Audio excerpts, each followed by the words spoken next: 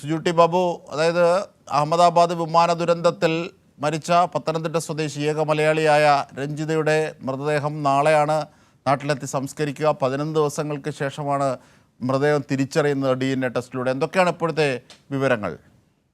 അജിൻഷാ, June 12-നാണ് അഹമ്മദാബാദിൽ air India വിമാന അപകടത്തിൽ രഞ്ജിത കൊല്ലപ്പെടുന്നത്.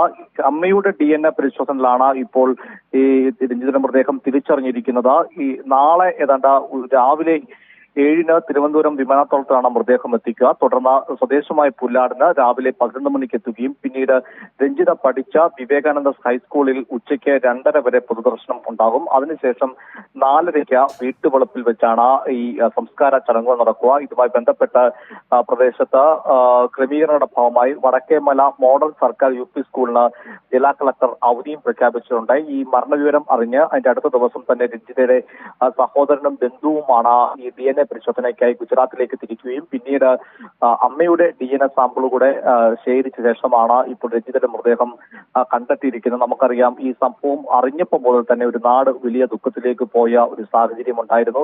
ഒരു കുടുംബത്തിന്റെ മുഴുവൻ ഉത്തരവാദിത്വം ഏറ്റെടുത്തുകൊണ്ട് തന്നെയാണ് രഞ്ജിത വിദേശത്തേക്കായി ജോലിക്ക് പോയത്. പഠനത്തിൽ വലിയ സാമർഥ്യം കാട്ടിയ വിദ്യാർത്ഥി കൂടിയ രഞ്ജിത പിന്നീട് ഗവൺമെന്റ് സർവീസിലേക്ക് എൻട്രി ചെയ്യുന്നു. അതിനുശേഷം കൂടുതൽ മെച്ചപ്പെട്ട വരുമാനത്തിനും അതുപോലെ ജീവിത സാഹചര്യത്തിനും വേണ്ടിയാണ് രഞ്ജിത വിദേശത്തേക്ക് പോവുകയും ഏറ്റവും ഒടുവിൽ UK നാട്ടിലെത്തി തന്റെ അവധി ദീർഘിപ്പിക്കുക അല്ലെങ്കിൽ സർക്കാർ ജോലി സംരക്ഷിച്ചുകൊണ്ട് തിരികെ എത്തണമെന്ന മോഹം ബാക്കിയാക്കി ഇംഗ്ലണ്ടിലേക്ക് പോകുന്ന മധ്യയാണ് ഈ അപകടത്തിൽ രഞ്ജിതയുടെ ജീവൻ നഷ്ടപ്പെട്ടത്.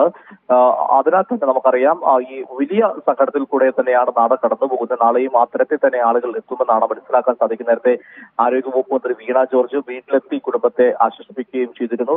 സജി ചെറിയാൻ ഉൾപ്പെടെയുള്ള മന്ത്രിമാരും വീട്ടിലെത്തിയിരുന്നു. നാളെ കൂടുതൽ ആളുകൾ എത്തുമെന്ന് തന്നെയാണ് പ്രതീക്ഷിക്കുന്നത്.